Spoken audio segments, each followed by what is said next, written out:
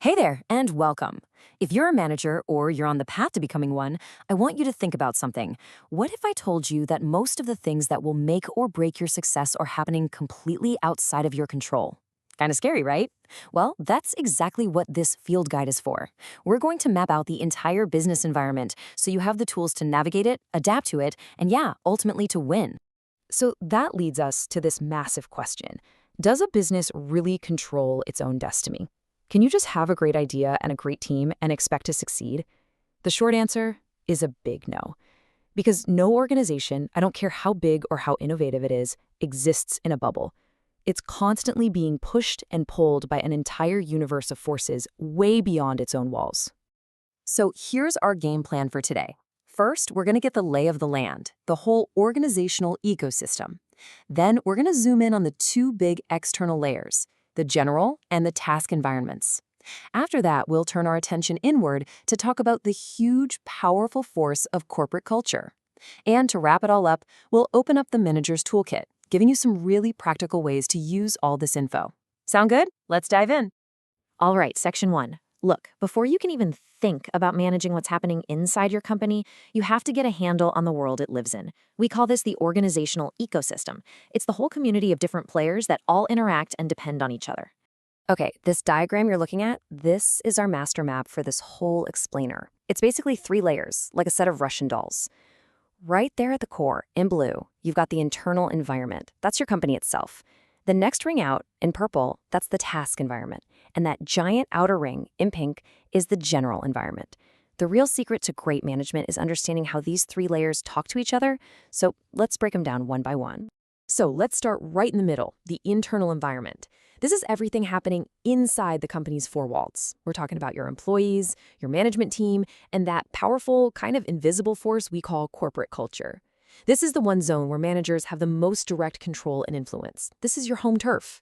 Now, take one step out, and we're in the task environment.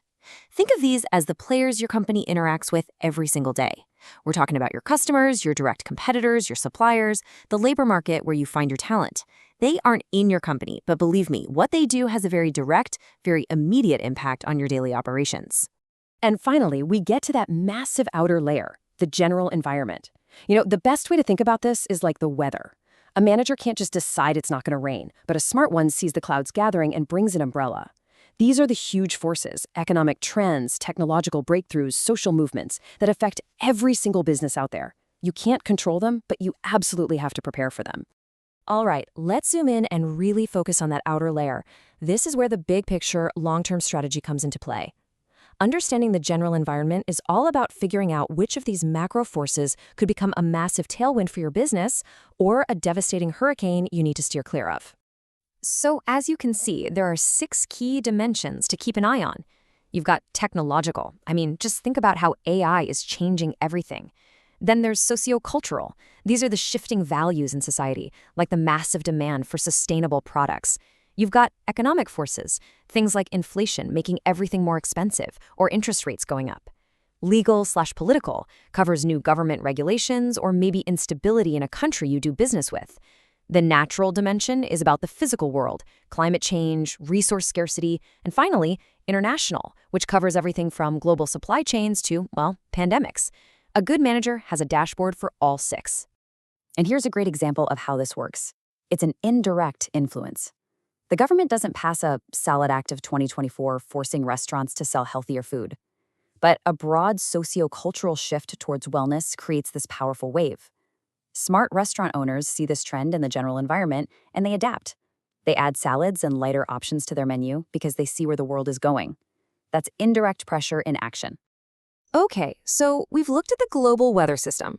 Now, let's zoom way into your immediate neighborhood. This is the task environment. These are the folks you see and deal with every single day. This chart right here is perfect for seeing the difference in black and white. The general environment's influence is indirect, it's long-term, and it affects everybody. But the task environment, its influence is direct, it's immediate, and it's totally unique to your organization. A recession is a general long-term problem. Your main supplier going out of business, that's a direct day-to-day crisis just for you. So who exactly lives in your immediate neighborhood? Well, it's a small but really powerful cast of characters. You've got your customers, obviously, the whole reason you're in business. You have your competitors, the other companies fighting for those same customers. You have your suppliers, the partners you rely on to get things done. And of course, the labor market, the pool of talent you need to hire to build your team. A manager's job is to juggle all these relationships. Let me give you another quick example. Imagine a smartphone company. The overall economy could be booming, which is great, but if their main chip supplier, a key player in their task environment, can't deliver on time, production just stops, dead in the water. That one supplier has a direct, immediate, and frankly massive influence on the company's success. So the big takeaway here is you gotta manage both the weather and your neighborhood. Okay, after all this talk about the outside world, we're gonna make a hard pivot and look inward. Why? Because you can understand all the external threats you want, but if your internal environment, your corporate culture, isn't built to respond, it's all for nothing. Culture is literally the glue that holds an organization together or lets it fall apart. You know, culture can feel kind of abstract, but you can actually see it and feel it everywhere if you know what to look for. Think about symbols. Is it a company with fancy corner offices, or is it an open plan layout where everyone's equal? What are the stories people tell about the founders or about a time the company almost failed? Who are the heroes, the people who are constantly held up as the example of how we do things here? What are the slogans, like Nike's Just Do It? And what about the ceremonies, like the big annual sales kickoff? All of these things are clues that reveal the company's true culture. And this is what's so fascinating, and what this table shows so clearly. There is no single best culture. The right culture depends entirely on the external environment you're operating in. For instance, if you're in a crazy, fast-changing tech industry, you need an adaptability culture that thrives on flexibility. But if you're in a cutthroat sales environment, an achievement culture that's all about results is probably better. If you're a creative ad agency where employee genius is everything, an involvement culture focused on participation makes sense. And if you're a bank handling people's money, a stable consistency culture is absolutely key. The real job of a manager is to build a culture that's a perfect match for the world outside. Okay, we've covered a ton of theory.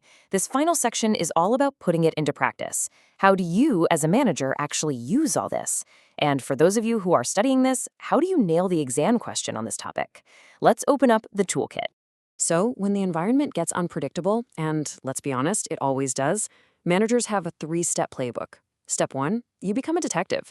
You gather intelligence, actively scanning for information about your competitors and market trends. Step 2, if you can't beat them, maybe you join them. You can form strategic partnerships or alliances to share resources and reduce risk. And step 3, the big move. You might even consider a merger to combine forces with another company entirely. And now for the question that I know is on every student's mind. How is this stuff actually going to show up on my exam? Well, professors love this topic because it's not about memorizing definitions. It's about testing your ability to connect the dots. Here it is. This is the pro tip that'll get you full marks. Anyone can list the environmental factors. The A+ students connect them. It's all about explaining the so what. So don't just write, a technological factor is AI. That's a C- answer. An A+ answer sounds like this.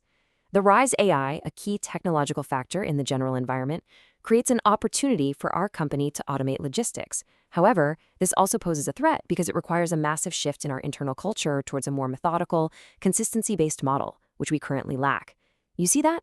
You just connected 3 different concepts from this explainer into one killer analysis. That's how you get top marks. So let's bring this all home. The number 1 takeaway is this. Being a great manager isn't about being a fortune teller. It's about being a great analyst. It's about deeply understanding the external world and then intentionally shaping your internal culture to be a perfect match for that world. That's how you don't just survive. That's how you thrive. So, we've given you the map and we've given you the compass. The real fun starts now. Pick a company you find fascinating. Apple, Starbucks, maybe the place you work right now, and try to look at it through this new lens. What's the biggest storm brewing in its general environment? And is its internal culture built to weather that storm? I think the answers might just surprise you.